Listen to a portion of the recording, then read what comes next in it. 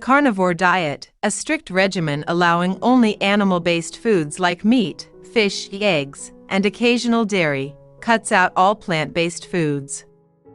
Advocates claim benefits like weight loss, but critics warn of nutrient deficiencies and long-term health risks. Its comparisons to the keto and paleo diets highlight the unique effects of carnivores' extreme low-carb focus. Mental health experts always suggest a more balanced approach with weekly carb refeed days for sustainability. Now, let's explore the details in our podcast. We'll address 3 main points. Number 1. The potential benefits and risks of the carnivore diet. Number 2. Comparisons with other low-carb diets, like keto and Bulletproof. Number 3. The long-term health impacts of the carnivore diet. Stay tuned as we break down these questions and help you navigate the science of nutrition. All right, ready to dive into something pretty wild.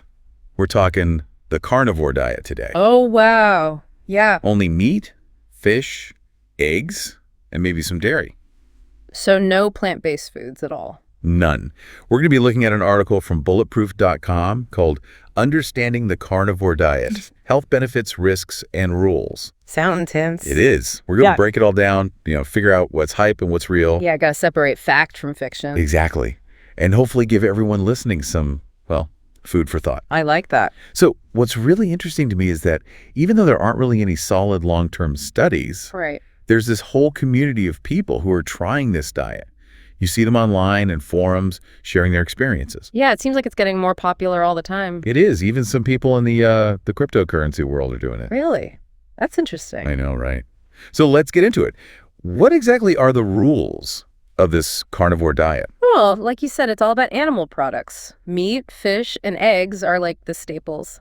Okay, the basics. And some people will have dairy too. But the most important thing is cutting out all plant-based foods. Wow. So that means No fruits, no veggies, no grains, no legumes, nothing. so not even a little salad on the side. Nope, no cheating allowed. Okay, so that's pretty different from a lot of the diets we hear about. It is, and there's also no calorie counting. Oh, really? You eat when you're hungry and you stop when you're full. So it's all about listening to your body's cues. Exactly. All right, well, this is all very interesting. But let's get down to the most important question. Is it actually safe?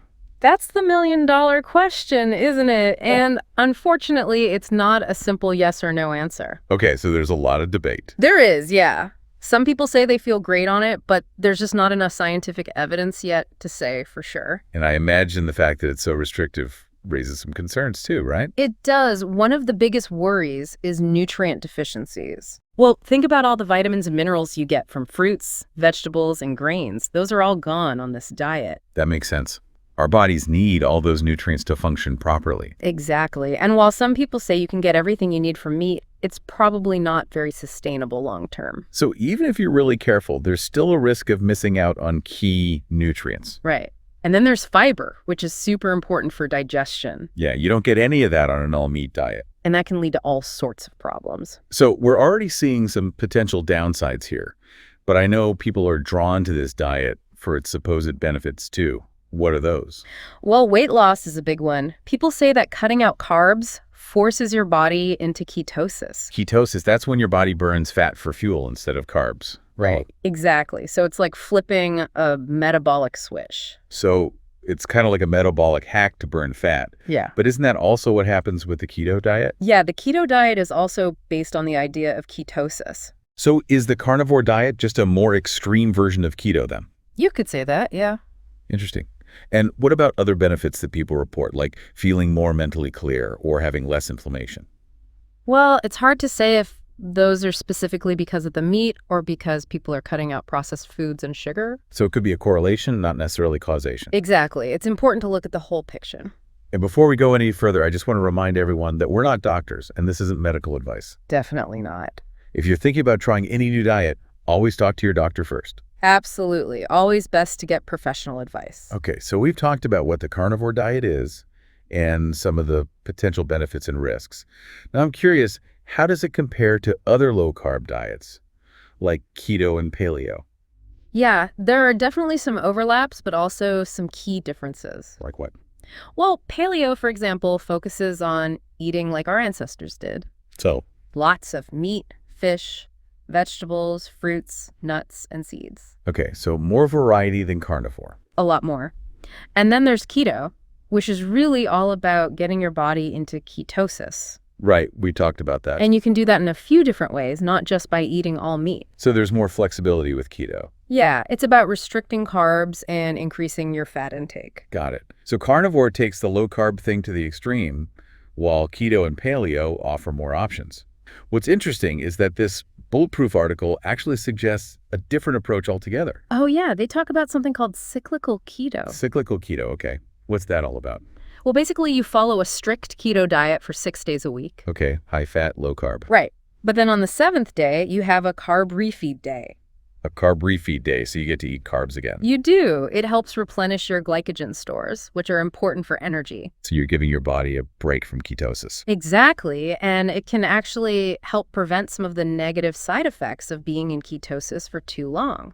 So it's like getting the benefits of keto without some of the potential downsides. That's the idea. That makes sense. Yeah. And it probably makes it easier to stick to the diet in the long run. It does. And remember, Bulletproof emphasizes eating high-quality foods even on your refeed day. So grass-fed meat, organic fruits and veggies, things like that. Exactly. It's all about nourishing your body. Well, this is all super fascinating, but let's bring it back to our listener for a moment. Why should they care about any of this? What's the takeaway message here? Well, I think the biggest takeaway is that there's no one-size-fits-all approach to diet. What works for one person might not work for another. Right. Everyone is different. Exactly. So it's important to do your research, listen to your body, and experiment to find what works best for you. And don't be afraid to try new things. Exactly. Well said. This has been really insightful. But I think there's one more thing we need to talk about. Oh, what's that? Why is this diet, this carnivore diet, becoming so popular? I mean, I know people are always looking for the next weight loss trend, but this seems like more than that. Yeah, it definitely seems like there's something deeper going on. Maybe it's a reaction to all the complicated and conflicting information about diet out there. Could be. People are looking for something simple. Or maybe it's even a way to connect with our primal instincts. That's an interesting thought. I know, right?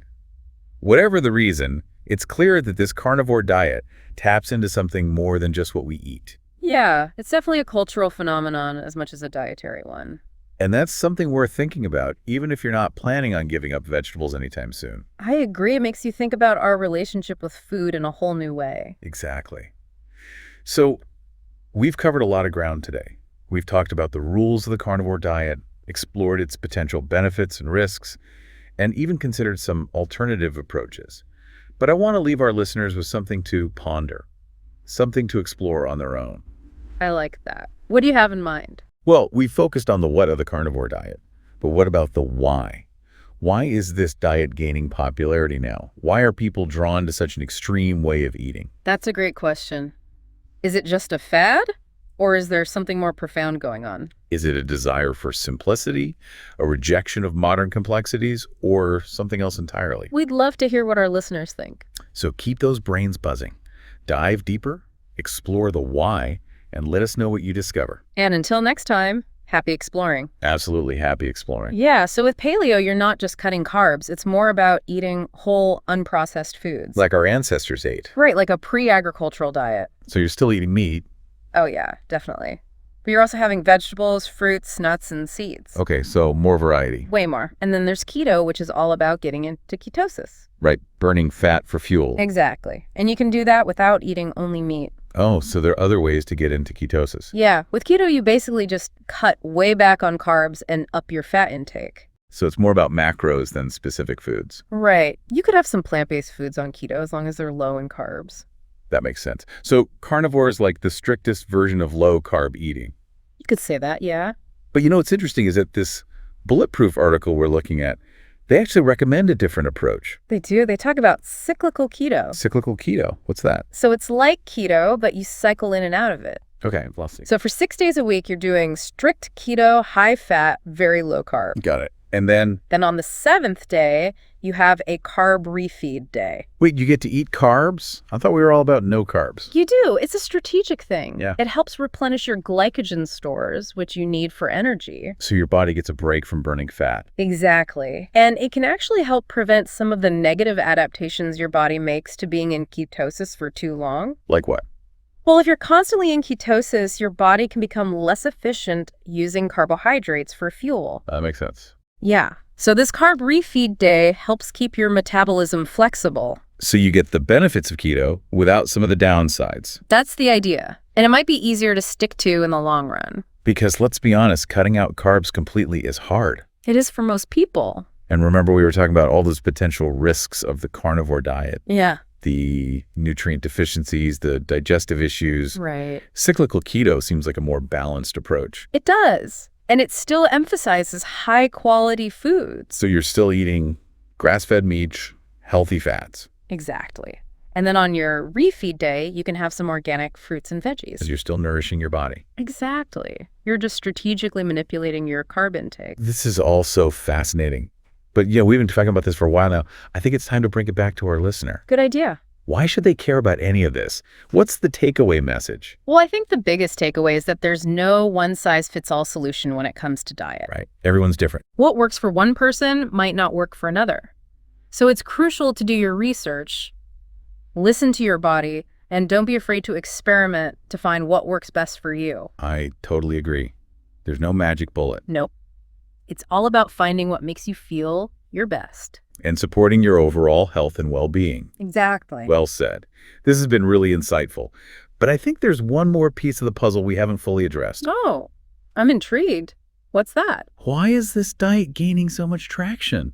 I mean, yeah, people are always looking for quick fixes and weight loss solutions, but there seems to be something more to it. Yeah, it's like there's this fascination with eating only meat. Exactly. It's more than just a diet fad. It's a cultural phenomenon. I think you're right. Maybe it's a reaction to how overwhelming and complicated modern diets have become. That's a good point. There's so much information out there, it's hard to know what to believe. Right. So maybe people are just looking for something simple, something straightforward. Could be. Or maybe it's a way to connect with our primal instincts. That's an interesting thought. Yeah, like a way to tap into our evolutionary past. Whatever the reason, it's clear that the carnivore diet speaks to something deeper than just what's on our plates. Absolutely. It makes you think about our relationship with food in a whole new way. And that's something worth pondering, even if you're not planning on going full carnivore anytime soon. I agree. It's a reminder that food is about more than just calories and nutrients. Right. It's about culture, identity beliefs, and even psychology. Well said. So we've covered a lot of ground today. We unpacked the carnivore diet, explored its potential benefits and risks, and even touched on alternative approaches like cyclical keto. It's been a good discussion. But as always, we want to leave our listeners with something to ponder, something to spark further exploration. I like that. What do you have in mind? Well, we've focused on the what of the carnivore diet, what it is, what it allows, what the potential benefits and risks are. But what about the why? Ooh, I like where you're going with this. Why is this diet gaining popularity now? Why are people drawn to such an extreme way of eating? Is it simply a passing fad? Or is there something more profound at play? Is it a yearning for simplicity, a rejection of modern dietary complexities, or something else entirely? We'd love to hear your thoughts. So keep those brains buzzing, dive deeper, explore the why, and let us know what you discover. Until next time, happy exploring. So we've really dug deep into this whole carnivore diet thing. Yeah, we've gone from the basic rules to talking about what it even means about how we see food. Totally. And we saw that it might have some benefits, but there are definitely some risks too. For sure. It's definitely not something to jump into without, thinking about it carefully. Yeah, like any big diet change, you got to be smart about it. Exactly. And I think it's a good reminder that there isn't one perfect diet for everyone. Oh, absolutely. We're all different, Totally. What works for one person might not work for someone else. Exactly. You have to figure out what works best for you, what helps you feel your best. And, thinking about all this has really highlighted that food is about way more than just calories and protein and stuff. Oh, for sure. It's connected to our culture, our beliefs, even our psychology. It's complex. And even though the carnivore diet is pretty extreme, Yeah. it does make you think about why people are drawn to it. Yeah, like what is it about this way of eating that appeals to people? Right? Is it because it's simple? Maybe. Or maybe it's because people are, I don't know, rejecting all the complicated diet advice out there. That's a good point.